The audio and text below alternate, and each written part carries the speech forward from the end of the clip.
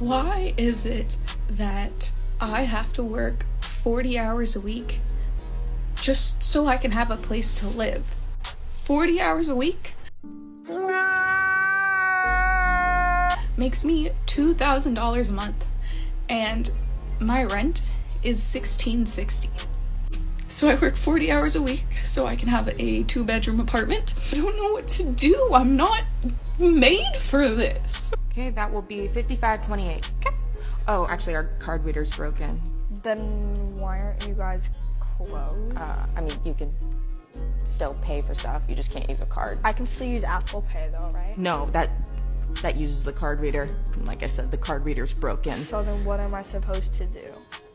We take cash. Like Cash App? No, like cash, like physical, tangible cash, like. Asked to come in for an 8 a.m. meeting. My Gen Z new hire said, ugh, sorry, I can't make it. I have a workout class. My visceral reaction was, are you fucking kidding me? No, fully. First of all, baby, your opinions are aging you about 20 years, but no, Gen Z does not care. We were hired for an annual salary rate that doesn't even cover all our bills and are contracted from 9 to 5. So we will be in that office bright and early at 9 a.m. every day, and we will be clocking out at 5 p.m. on the dot. No more, no less. And I know a lot of you with the boomer mindset will come in and be like, Gen Z doesn't want to work. They're lazy. They have no job loyalty. Yeah, are you kidding me? In this economy, we are not getting paid enough to have a strong work ethic, let alone working for hours we didn't sign up for when most of us already work multiple jobs. But yes, hustle culture is over because there is nothing left to hustle for. Gen Z has watched millennials go through this struggle and we have learned from them. We listened to them and learned that y'all are just trying to sell us a pipe dream. There is nothing to hustle for because in this economy, you can't afford anything, especially at the rates these jobs are paying.